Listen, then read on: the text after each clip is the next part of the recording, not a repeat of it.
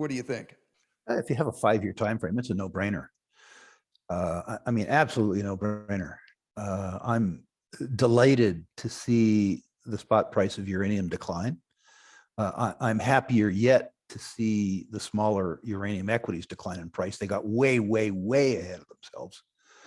When you describe me as a uranium expert, I'm actually a uranium beneficiary. If you look back to what happened to my own portfolio in the last uranium bull market, it was the stuff of legend.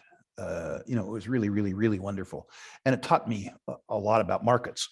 And what did Yogi Berra say? Deja vu all over again. We're in a situation now where globally we're using about 200 million pounds, and that number is increasing fairly rapidly.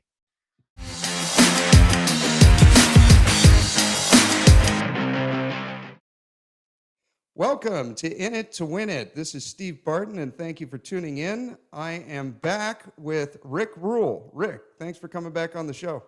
Steve, thank you for having me back. I enjoy this process. Yes, I do as well. Let me start out with the big picture view. What is your macro view of the global economy? You don't have enough time for that. In my experience, Steve, when you have periods of tightening,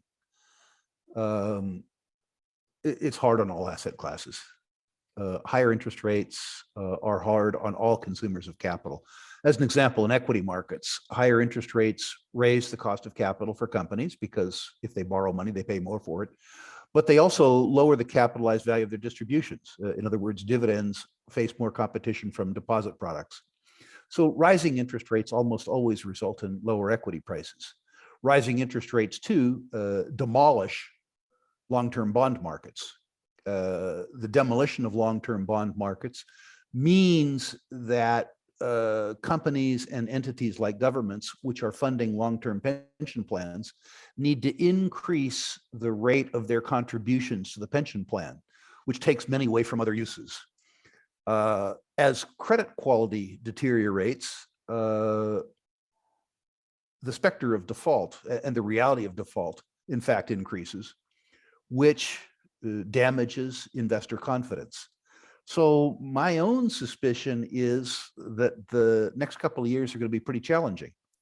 I think in the very short term, in the very, very, very short term, that the market will digest this 75 basis point increase. And the fact that it digested the increase will lead to a sucker rally, a dead cat bounce in stocks. So if you ask me what I think is going to happen in the next 3 or 4 weeks, I wouldn't be surprised to see fairly ebullient conditions in the next 3 or 4 weeks. But to the extent that the voters allow the political class to continue on this road of tapering, which I think, by the way, is a good thing, and continuing on the road to something closer to free market interest rates, I think it's going to be very tough on a wide variety of asset classes. If you want to know how tough, let's play a little mind game. Let's do a little bit of arithmetic. The primary savings and investment instrument in the world, the benchmark security for the entire global economy, is the US 10-year Treasury. Non-Americans will hate that, but it doesn't matter, it's true. And that security now is yielding above 3, having gone as low as what, 1.1, 1.2 3 years ago. That tells us a couple things. It tells us that the 40-year period of declining interest rates is probably over. The interest rate bounce, which says something important anyway. But more importantly, the value proposition that's established by debt has been that you get paid 300 basis points in a currency where the purchasing power is deteriorating by 8.6%, which suggests to have a real true market interest rates, the interest rates have to continue to rise. Your listeners might be amused to know, or terrified, depending on their point of view, that for most of the last 40 years, the yield on the US 10-year Treasury has been positive. That is, there's been a real yield after inflation. If we were to return to mean, then, the 4-decade mean, the yield on the US 10-year Treasury would have to yield something like 9 or 9.5. That's reversion to mean. Think about the impact on the economy if interest rates across the board tripled from here. Traditionally, the US 30-year fixed mortgage rate has been marginally higher than the US 10-year Treasury rate. So if the US 10-year Treasury rate were, say, 9.5, that would suggest a 30-year fixed rate that would be 10, up from 5.2 or 5.3 today. Imagine the impact on housing starts and on the single-family residential market if the 30-year mortgage rate had a double-digit handle on it. Imagine too, if the credit card interest rate, the median credit card interest rate in the country, the consumer debt interest rate, increased from 11 to its much more common 18. Think of the impact on household budgets where households used debt for consumer durables. Think about the impact on federal, state, and local budgets if the interest charge on government debt tripled, particularly if they tripled in conjunction with federal, state, and local governments having to make larger cash contributions to their pension plans. I think all of these things, sadly, are in the offing. Yeah, it, you know, since we're talking about, you did an interview with Jake Ducey. This may have been a month or so ago. No, it was probably longer than that. And he basically said that he was renting, expecting the housing market to take a dump, and had been waiting and waiting and waiting. And you essentially said, you know, Jake, try to look at your home. It's not like he was going to buy a rental property and trying to figure if the math would work. This was where him and his family would live. And you said, try to look at your primary residence more as a bet of utility. And when you walk in and you and your wife think, wow, we could live here. And if you can service the debt at a 30-year fixed rate, then take it and kind of, you know, if it's someplace that you're going to be living a long time. Can you kind of reiterate your thoughts on that? Sure. I mean, the utility part is pretty much arithmetic. Whether or not you think that home prices are going to go up or down, whichever one you decide, depending on your time frame, you're probably wrong. So you look from a financial point of view at a house by measuring your cost of capital, which is to say the 30-year rate and whether or not it's affordable relative to your ability to pay. If you reasonably expect, as is the case with Jake, that his ability to pay, his ability to rent is going to increase rapidly, what that means is that his ability to pay increases at the same time that his cost of capital is fixed. But much more importantly, this home isn't a financial asset necessarily. It's partly a financial asset. But he needs to look at the home the way his wife looks at the home. This is going to get me criticism from some of your listeners, but that's okay. Men often have a disjointed relationship with a house, which is that they see it the same way I did, which is just another asset in an asset stack. But it isn't that. It's a home. It's a sense of security for a family. It's a sense of stability. It is one of the things that you do the work for. And you need to take this intangible utility into consideration when you make the purchase price. I recently myself retired into my dream house, my retired house. And I spent substantially more money than a rational human being would have done from a financial point of view. But I intend, not too soon, to die here. And the enjoyment that I get from sitting in the office where I sit, talking to you, looking across Puget Sound at Mount Baker, is something that reminds me why I worked so hard and why I took so many chances for so many years. When I, have my friends over to enjoy a barbecue out in the yard over Puget Sound, there are some returns that are non-monetary that, if you can afford them, are probably good expenditures. And that's what I was trying to tell Jake. Not every one of your listeners is in the circumstance that Jake is in, where he has a unique set of talents and intangible assets around his brand and his channel. so that he can be reasonably assured that any house that he would be willing to buy would be easily affordable for him in the next 30 years. And I was trying to explain to Jake that given his particular circumstance, that he needed to take into account non-monetary values too. There is a lot of peace of mind to owning and not renting. And again, I'll get hate for this, but a happy wife is a happy life. Let them build their nest. There's two in a family, and you may as well just acknowledge that. I like that. Okay. I'm getting a lot of questions on food supply. I've always just kind of had a store of food, but I feel a little more pressure now, and so do my listeners, to stockpile a little more. When you look at Russia and Ukraine, I mean, I could pull up the thing here, but I'm sure you're aware. 20% of maybe it was almost 30, like wheat, corn, barley, sunflower. A lot of that stuff is coming out of there, and it probably won't be anymore, at least in this foreseeable future. What do you see happening to the food supply in America specifically? Well, markets work. The world's going to ration by price, which is to say that Americans will do well because we're relatively well, because we're rich by global standards. Rich Americans will do better than poor Americans. That's the way markets work. So we'll ration by price. I think there will be surprises in the food chain, not just because of Russia. There'll be surprises in the food chain because we have mined water. And in big parts of the United States, the western half of the San Joaquin Valley, the Ogallala Aquifer, which extends from sort of South Dakota to west central Texas, we've been using water much more quickly than it has been allowed to replenish itself.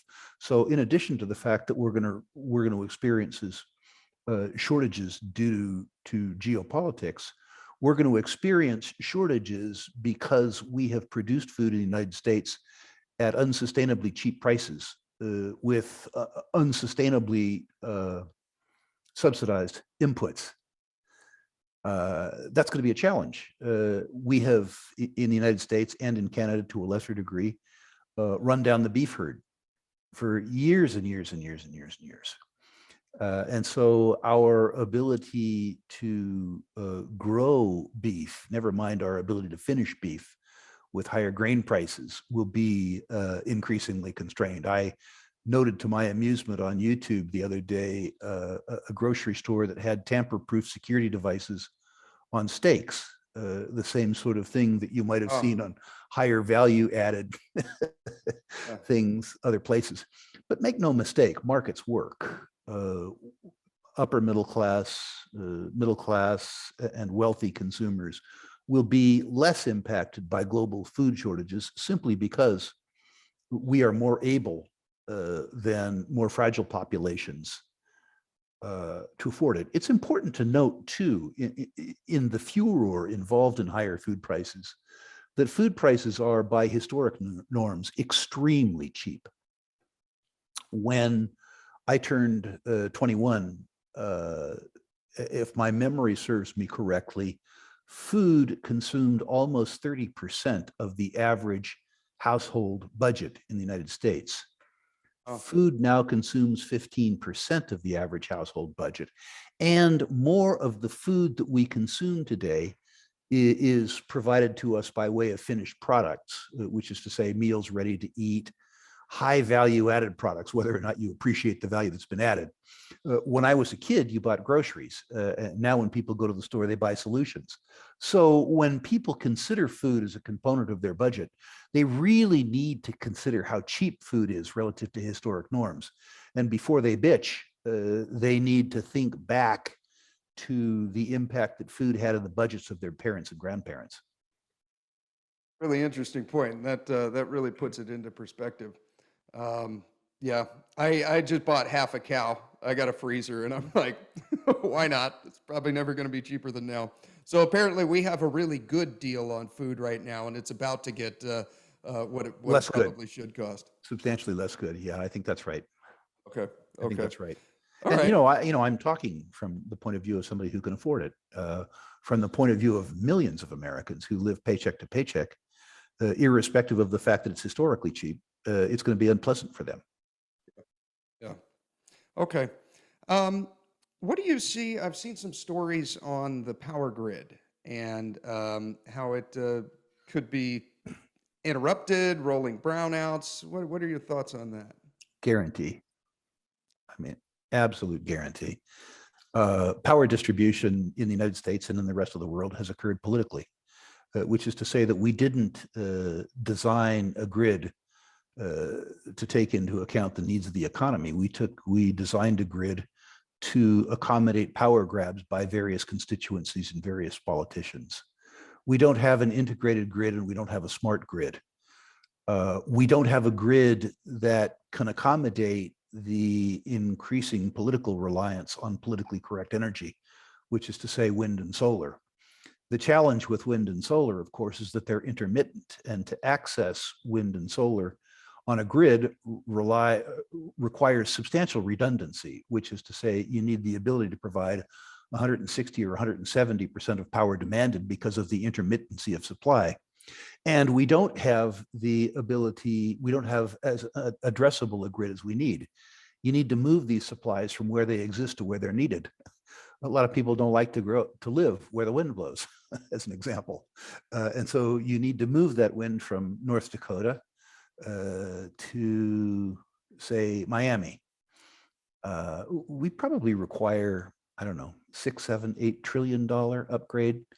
The most important thing that we need to do in our electrical grid, though, is, and the technology exists, make it addressable and make it time and price sensitive, which is to say that electrical power should be extremely cheap at night when it's in short supply, when it's in generous supply, and it should become more expensive during periods of peak demand. If you had an addressable grid where people had an incentive to, as an example, invest in batteries so that they could buy power when it was cheap and use it when it was dear, or more importantly, if they lived in the US South and the Southwest, to generate solar power, sell that power in the grid when the grid was short. In other words, if you had a truly distributed market where power was bought by price and sold by price, you wouldn't have an energy shortage in the United States. But we have political circumstance where addressable power, which is to say a circumstance that asks people to pay what power is worth, that's unacceptable. And we have a power grid that was built in anticipation of centralized sources of supply with one-way distribution, which is to say the grid has been built to deliver power from nuclear power plants or dams or coal plants out to users. The grid needs to be much more interactive, and it needs to be much more addressable. Power is going to come from a whole bunch of places. It's going to go to a whole bunch of places. What the grid needs to do is facilitate a market. Right now, we have a very top-down grid where the big thinkers tell the market where to get the power, what to pay for it, all those types of things. That's not the way markets work. Um, I'm upgrading the electrical panel at the house I'm in was built in 1948 and nothing's been touched since then. And Right. after hearing you say that, maybe I need to invest in some Tesla batteries and some solar panels. That might not be a bad investment. What part of the country do you live in? Southern California. I absolutely think, particularly given the way that Governor Newsom is raping the California taxpayer and ratepayer to subsidize solar, you are either going to accept this transfer payment, which either means you're going to be a party to this theft, or you're going to be a victim of it. Solar doesn't make a lot of sense up where I live in Washington State. We just don't have much sun. But where you all are, particularly given the subsidies, it makes a lot of sense. And it makes it makes marginal sense at today's electricity pricing with today's availability. But I think rolling brownouts and blackouts particularly in California, but really across the country, are a certainty. I don't even think they're a probability. I think they're a certainty. And to the extent that you have the ability on a subsidized basis to shelter yourself from that outcome, particularly if you live in a place like Southern California where the sun shines, I think you really have to look at that. I'm not going to discuss the moral aspects about whether you should steal from your fellow citizens by enjoying an input subsidy or a rate subsidy. That's a very, very, very different question. I'm just talking about recognizing the situation for what it is and understanding the probabilities of increasing costs and decreasing utility from the grid going forward. I'm sold. But, thank you. Okay, stimulus checks. Talking with a lot of my friends who are high net worth, multimillionaires, they got stimulus checks. I got one. I feel like the currency is going to people that don't need it, you know? Maybe I'm beating a dead horse here, but what are your thoughts on that? Well, I didn't get a stimulus check. Maybe I didn't ask for one. Maybe that's why. But, I've been the benefit, as have other rich people, by incredible political subsidies. Artificially low interest rates is the most important. Middle-class savers received returns on their savings, returns on capital employed that were scandalously low. People like myself who had access to credit and the sophistication to use it enjoyed scandalously low cost of funds. So we had a wealth transfer from middle-class savers to rich investors. One function of a democracy, I guess, is to tilt markets. And one of the things that we've seen in the last 40 years has been the defense of the interest of spenders over the interest of savers. Spenders, of course, being very numerous and savers being fairly scarce. Artificially low interest rates are really government's way of picking a winner in the war between spenders and savers. People like myself who don't spend very much money on their lifestyle on consumer goods because we don't care much are still a beneficiary, because to the extent that I, as an example, buy commercial real estate at the 30-year fixed rates that existed 3 or 4 years ago, where my cost of capital stayed the same and were subsidized, and my return on capital employed increased, that to me was more important than any shitty little stimulus check that President Trump could possibly have sent me. I'm not trying to say that I like the fact that they charged me a bunch of tax to send out meaningless stimulus checks, in effect bribing the citizenry with their own money. But I'm very cognizant of the fact that I was the beneficiary of a much larger stimulus check as a consequence of quantitative easing and artificially low interest rates. Yeah, Jason Hartman, I don't know if you know him or not. I do. Okay, yeah. He said, I'll never forget this. I put it on TV for the guys at work to see this, and he said that interest rates are the lowest. Now, this was a year ago. Interest rates are the lowest that they've been in 5,000 years, right, in the history of money. Mm-hmm. And I'm like, wow, that's impressive. Well, think for a second, Steve, about negative interest rates. These aren't a force of nature. Negative interest rates means that you as a saver forego consumption in hopes of spending the money later. And you lend the money to me so that I can consume now. And as a consequence of taking both the credit risk and foregoing consumption, you get penalized. Now, nobody would do this of their own volition. This is a construct of man. This is not a force of nature. The idea that the currency is deteriorating, the purchasing power is deteriorating, depending on the number you took, but let's use the government's number, 8.6%. And you are being compensated as a saver in a time deposit at 0.6%, or lending to the US government at 3%. nobody in their right mind, in the right set of circumstances, would do that. Why would you take credit risk? Why would you defer consumption uh, against the guarantee of a reduction in purchasing power? So you'll need to look at the interest rates in the sense that this is a historic anomaly, which must ultimately revert to mean. Yes.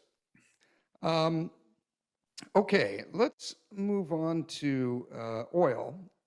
Myself and my followers bought oil when it was almost free right after the COVID crash. And I've trimmed a bit of my position, almost kind of wishing I hadn't. I get a lot of questions whether we should sell. And I guess my outlook now is, well, if you're going to hang on for another 2 or 3 years, then probably don't and enjoy the dividends. And if not, then I suppose so. I don't know. Is that accurate? What are your thoughts on that? I think it depends on who you are and what type of oil stocks you own. If you are an investor, a real investor, and if you're looking to increase your wealth or hedge your energy consumption over time, the oil stocks are still inexpensive relative to the oil price. I believe that the oil price goes lower because I believe that markets work. I believe that $120, $130 oil eventually will destroy some demand. But I also believe that the oil and gas companies in the United States are discounting $70 oil and $4 gas in a world where oil is selling for $115 and gas is selling for $8. In other words, there's room for substantial deterioration. If you regard yourself as more a trader, more a speculator, a nearer term investor, and if the oil companies in your portfolio are of lower quality, 3 years ago, I recommended a basket of 7 Canadian oil stocks. Those stocks are up cumulatively 250 or 300%. It makes an awful lot of sense to sell enough of that basket that you have recouped all your capital, paid your taxes, and you can hold the balance come what may in a riskless circumstance. But for many of the clients that I used to advise when I was active in wealth management, the idea that you could hold the best asset allocators in the oil and gas space, say the Exxon Mobils, and maybe enjoy great leverage to the renaissance in U.S. oil production through the Occidental Anadarko merger, and maybe participate in continued strength in the American natural gas business by owning Devon. If you believe in the sort of secular nature of the extractive industries and energy in particular, and if you're yield sensitive, there's a real case to maintain some or all of your position in the higher quality oil and gas names. ExxonMobil, BP, ConocoPhillips. Not, I wouldn't go that far. I'd Okay. go in the big ones. I'd go to the real high quality names. I'd go to Chevron. I'd go to Exxon. I would be less inclined to own the European names personally. BP has cast themselves as beyond petroleum, which I don't think is a real good idea. I look for companies that have exhibited spending discipline, companies that are generating substantial free cash flow. And by free cash flow, I mean cash flow after sustaining capital. You look at Exxon, even during quarters when they were losing money, they have invested twice their after-tax earnings in maintaining production, while at the same time being able to maintain very generous dividends.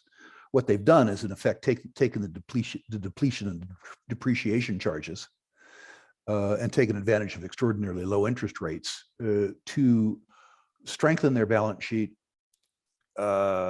increase their production capabilities, make the long-term investments necessary to maintain production 10 years and beyond. They've just done an absolutely exemplary job. It's interesting to hear Mr. Biden's criticism of them when in fact they lost money in 4 of the last 11 quarters, earned $40 billion and invested $80 billion. should the federal government be so efficient and so aggressive? Okay.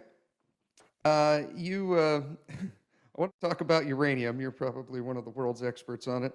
Um, you mentioned in jest on another show that you could probably profitably trade uranium by simply watching how many views your interviews get, and buy or sell depending on that. So if you get a whole bunch of views, Sell. then it's Yeah. it's probably time to trim. If you get very few, then it's probably time to buy. So by that logic, I'm hoping that this interview gets 3 views, and then I'll back up the truck. I've been slowly tranching in with a little bit more uranium every couple of weeks on these downtrends. What do you think? If you have a 5-year time frame, it's a no-brainer. I mean, absolutely no-brainer. I'm delighted to see the spot price of uranium decline. I'm happier yet to see the smaller uranium equities decline in price. They got way, way, way ahead of themselves. When you describe me as a uranium expert, I'm actually a uranium beneficiary. If you look back to what happened to my own portfolio in the last uranium bull market, it was the stuff of legend. It was really, really, really wonderful. And it taught me a lot about markets. And what did Yogi Berra say? Deja vu all over again. We're in a situation now where globally we're using about 200 million pounds, and that number is increasing fairly rapidly. It's 200. Wow, I thought it was 180, and I think that was only a few months.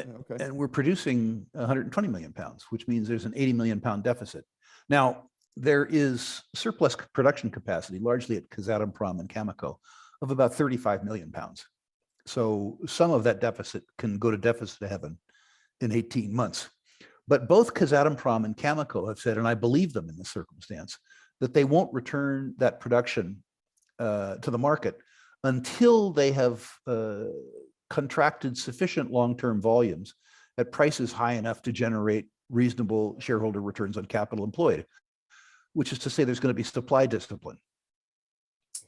Now, there's 2 pieces of arithmetic that your subscribers are going to have to suffer through. The first is production cost, and by that I don't mean all-in sustaining costs. I mean total production costs in terms, including cost of capital and the cost of prior year write-downs, which are expensive. In that context, the global price of uranium, the global cost, pardon me, of uranium, is about $60 a pound. Well, the spot price of uranium is $46 a pound. Let's say if you blend the spot and term market, that the real market for uranium is closer to $50 a pound. The industry is making uranium, 120 million pounds of it, at $60 a pound, and selling almost 200 million pounds at $50 a pound. Like that, so man. the deficit's a problem, and the fact that the industry on a total cost basis is losing $1.2 billion a year needs to be addressed. It needs to be addressed for a different reason, too, because that cost number, that $60 number, relates to existing supplies. New supplies, where you have time delays, permitting delays, you have inflation in input costs, cement, steel, time value of money. It's estimated that the incentive price to bring on new production, and we will have to bring on new production given the supply deficit, is more like $70 to $75 a pound. So my belief is that at least within the 5-year time frame, the price of uranium absolutely positively needs to go through $75 in order for the lights not to go off. So we have a circumstance where it's highly probable that the price clears up from at least 46 to 75, probably overshoots, because higher prices don't generate more near-term supply. They generate more long-term supply. And there's 2 catalysts that cause this to come into focus. The first has been the Sprott Physical Uranium Trust, which has taken, I don't know, 55 million pounds that was overhanging. Last I saw was 56. Okay, 56, yeah. some number, taking it off the market. This isn't supply. At least it isn't supply at market. I mean, maybe if somebody bids spot bid Sprott, pardon me, a 20% premium to the spot market, they'd liquidate the trust and give out the pounds, but that seems unlikely. So the overhang that everybody talks about is beginning to be eaten away by investors represented by Sprott. At the same time, on a global basis, we consume more uranium now than we did pre-Fukushima. And our consumption, ex-Japan, is increasing rapidly. And finally, and this is the most important piece of the puzzle, the political winds in Japan now favor a restart. I've been saying for 5 years that you'd see a move in the uranium price when you saw the pace of Japanese restarts increase. I just didn't know what year that was going to take place. It turns out I do now. It's 2022 and 2023. And a restart, a feasible restart of the Japanese nuclear fleet takes probably 50 million pounds of inventory out of the held for sale category, takes it into the fuel category, and it increases consumption, admittedly a double count, by 10 million pounds a year.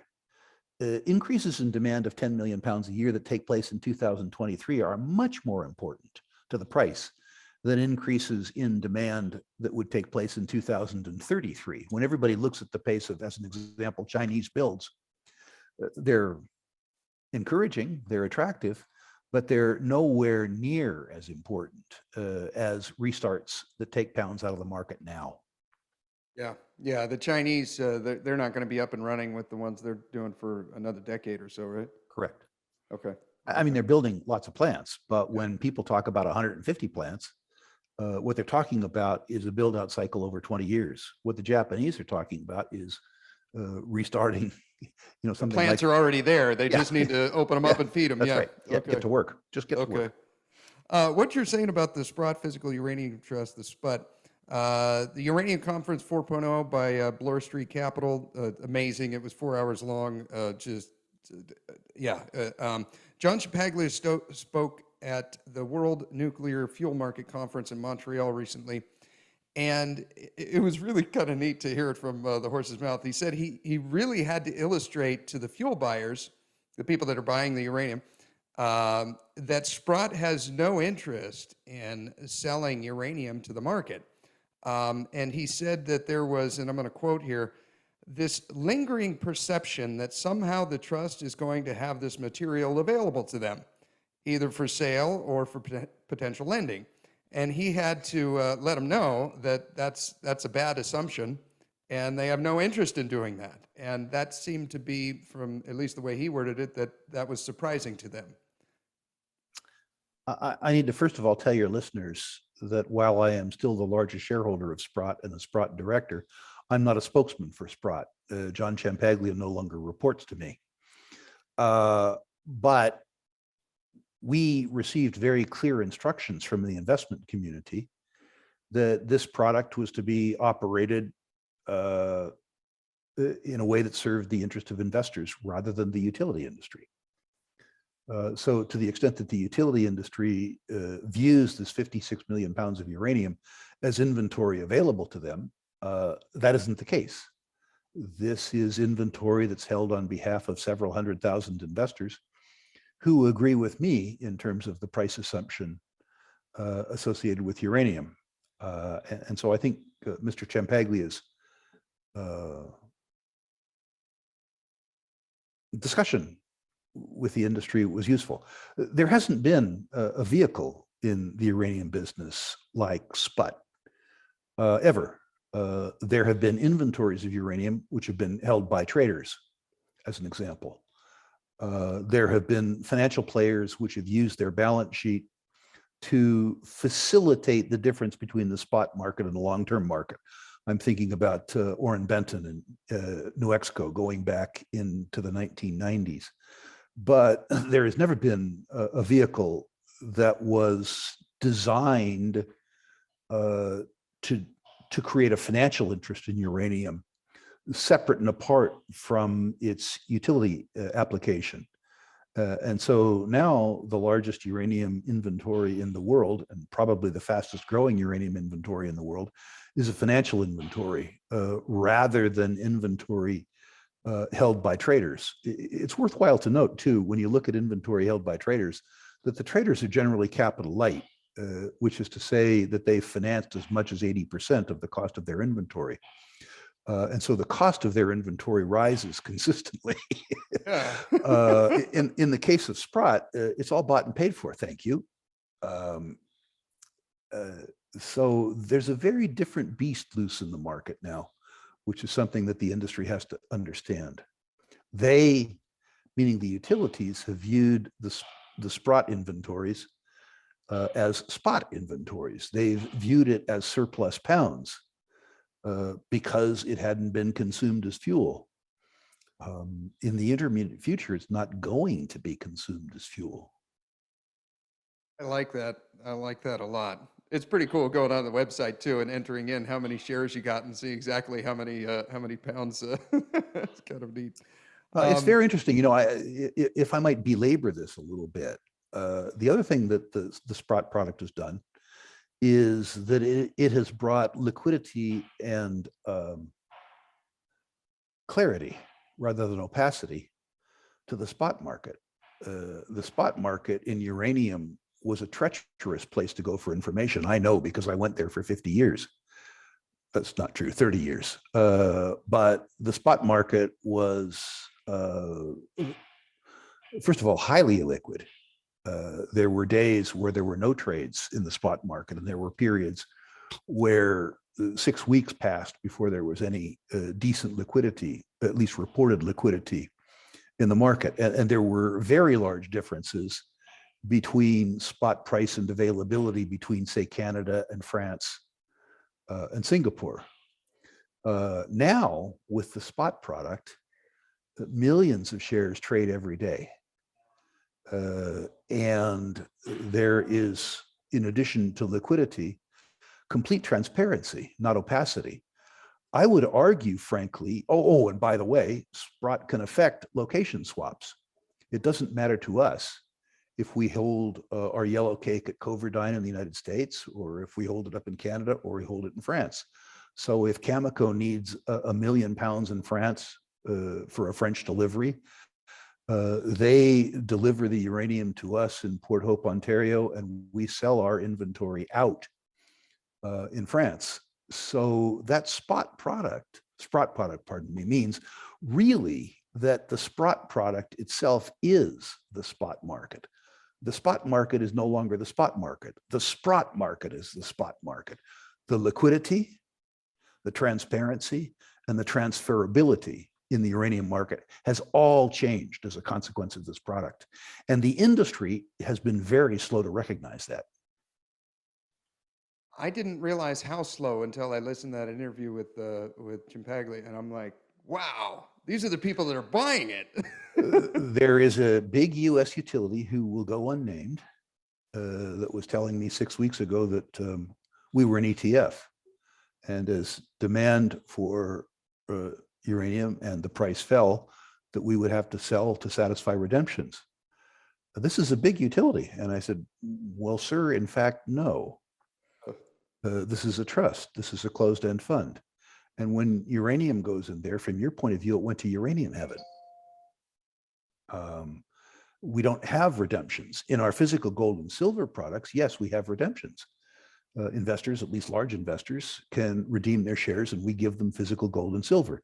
But for fairly obvious reasons, we're not going to ship a can of yellow cake home with an investor to store in his or her basement upon surrender of a share.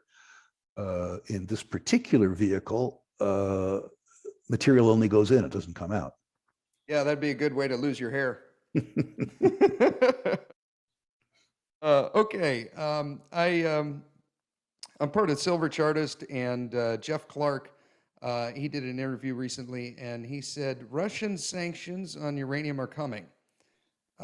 He seemed very certain on this. How do you feel? I think sanctions are coming. I don't think they'll matter. The sanctions will matter to the sanctimonious, which is to say that, maybe some French utilities and US utilities and German utilities, well, there aren't any more German nuclear utilities, but you get the point. They may observe sanctions, and there may be some self-sanctioning for political purposes. Will China participate? Will Japan participate? Will India participate? Absolutely not. The Russians will have to sell their material for much less than the spot market. There are reports now that Russian crude oil cargoes go for a 30% discount to Brent, but they get sold. The Russians just get less, and the countries that, for whatever reasons they have, don't observe the sanctions, get a benefit. The challenge in the uranium market will be in enrichment capacity, Because like services. 40% of it is done in Russia, correct? 40% of it is done in Russia, and their principal consumers are Western utilities. And there, in terms of re-enrichment and enrichment capacity, the sanctions will matter. Now, what will happen is that it'll increase demand for primary fuel if there's less enriched or re-enriched capacity. The market will overfeed, which is to say that they will substitute primary fuel for re-enriched fuel, and they'll make the fuel work a little bit harder rather than ship it for re-enrichment, and that will matter. But other than psychologically, I don't think that sanctions on Russian nuclear fuel will matter much, and I certainly don't think they'll work. The Chinese, I think, will look at the sanctions and say, you guys sanction whatever you want. We're going to buy the best fuel from the lowest offer available. The idea that we still live in a unipolar world and that the United States directs the activities of all humankind, a very outdated view of things. So if we sanction the enrichment and like that from Russia, what effect would that have on our uranium holdings? Not much. Not much. Not Okay. much. I think, I think you would increase demand for primary fuel marginally, simply because there was less substitution for enriched fuel. And you would make primary fuel work a little bit harder, which is to say you wouldn't ship it for enrichment until you'd sucked a few more molecules out of it. But I don't think overall it will make anywhere near as much difference as the pace of Japanese restarts. Can you give your quick, I don't know, a few minutes on gold and silver, where you see that right now? What are your thoughts? Well, I'm delighted, first of all, with gold and silver prices. I'd like to own more, and the fact that they're staying within price ranges that I think are attractive are wonderful. I've beat this horse to death, but for the benefit, if it's a benefit of those of your listeners who haven't heard this soliloquy before, it goes like this. I think that gold and silver prices go higher. I think it's a probability rather than a certainty, but I think it's so for various reasons that are well grounded in history. Precious metals prices do well during periods of time when savers and investors are concerned about the purchasing power of conventional savings instruments denominated in fiat currencies, in particular, the US dollar, the world's reserve currency. So investors and savers need then to consider why they might be nervous about conventional instruments. The first reason would, of course, be quantitative easing, which is to say counterfeiting. Whether or not you agree with the policy implications of counterfeiting, printing more currency units devalues the existing stock of currency. There's no way of getting around that. But a more pernicious cause for concern would be debt and deficits. That is to say, credit quality. If you're a buyer of US dollar denominated securities, particularly US dollar denominated debt securities, you need to consider the fact that the federal government on balance sheet owes $30 trillion, or only $23 trillion net of their balance sheet, which is to say net of counterfeiting. But more importantly, according to the Congressional Budget Office, the net present value of our off-balance sheet liabilities, not the aggregate, but rather the net present value of our off-balance sheet liabilities, exceeds $125 trillion. This is things like Medicare, Medicaid, Social Security, Pension Benefit Guarantee Board. So at the federal level, before state and local debt, the US federal government owes folks $145 trillion and counting. They propose to service that debt with a budget that's in deficit $2 trillion a year, which is to say, rather than service it, they add to it every year. If you're a lender, which is what a saver is, you can't help but be concerned, if you're rational, by a debtor that has no hope of paying back his or her debt. But it's the third element that I think really over time damages confidence in savings instruments and fiat currencies. That's negative interest rates. The absolute government guarantee that you will lose money. If you loan money to the US government in the most liquid security in the world, the US 10-year Treasury, you receive 3% interest in a currency that's depreciating in terms of purchasing power by 8.6%. You are absolutely positively guaranteed by your government at least a 5% annual loss in purchasing power. The first promise they've made me in my life that I'm certain they're going to keep. My friend Jim Grant calls the US 10-year Treasury return-free risk. And I would suggest to you that gold is fighting a war against return-free risk, which is a war that even if they don't win it, they will lose less badly.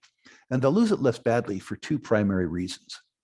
The first is that the market share of precious metals and precious metals related assets, despite the tailwinds that it enjoys, is the lowest in my lifetime. Precious metals related investments comprise less than 0.5% of the savings and investment assets in the United States, while the 4-decade mean approaches 1.5 or 2%. So if as a consequence of quantitative easing, debt and deficits, and negative real interest rates, interest in precious metals only reverts to mean, demand somewhere between triples and quadruples. And I think that happens for the following reasons. For the last 40 years, through a period of declining interest rates and benign economic climate, a strong US dollar, the biggest investors in the world, the pension funds, the endowments, sovereign wealth funds, have had an asset allocation spread that was roughly 60% equities, which did well, 40% debt, which did very well. Now you have a circumstance where the biggest investors in the world have 40% of their assets in an asset class, long debt, which is guaranteed to lose money, guaranteed to obviate any ability that they might have to meet the obligations of their savers and pension holders. Imagine that you are a very large pension plan, and imagine that 40% of your assets are in long debt. And imagine that you are receiving 3% interest while your liabilities are increasing by 8.6% compounded. And you're doing that by 40% of the corpus of your managed estate. You have to do something about it. You have to do something about it. And this disintermediation that has to happen in the bond market, I'm not trying to say that 40% of every pension fund will be invested in gold.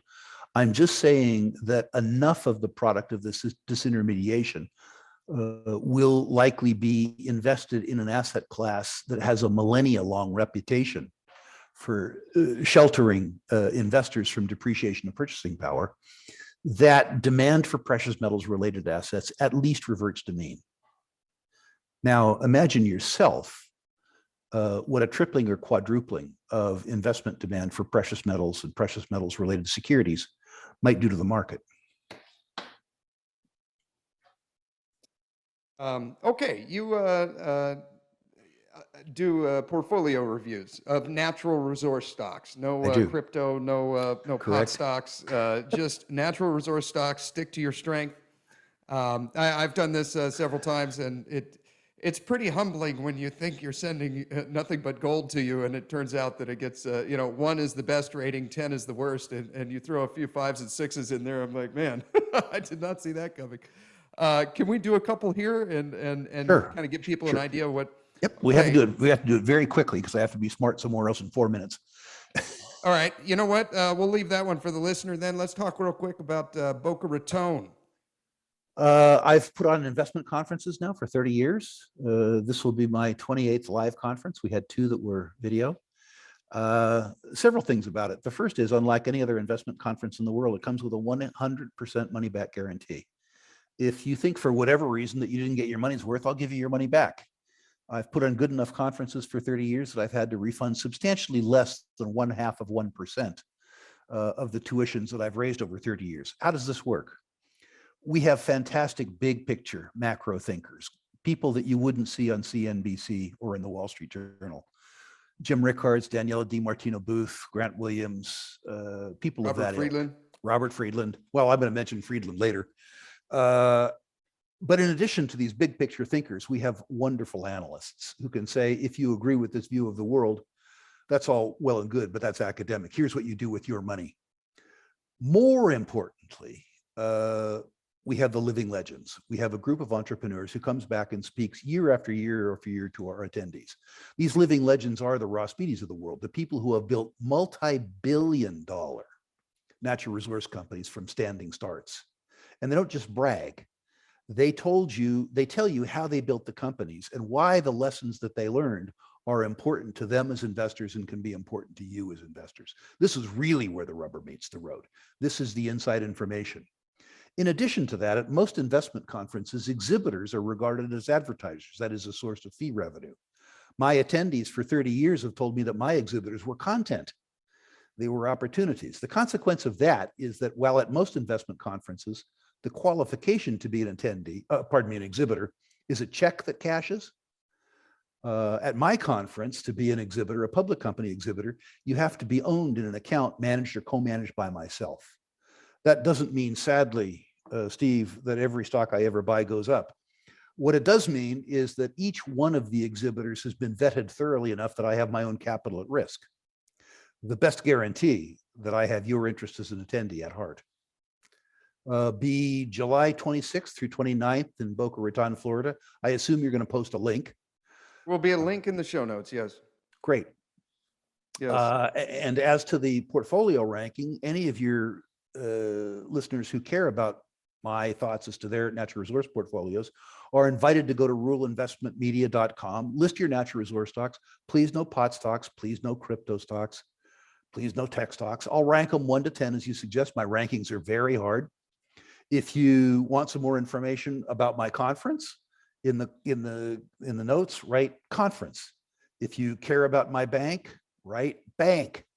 If you care about the private placements I'm doing with my own money, I'm not soliciting because I no longer take commissions, write placements. Once again, ruralinvestmentmedia.com, ranking, bank, conference placements. Look forward to hearing from anybody who cares.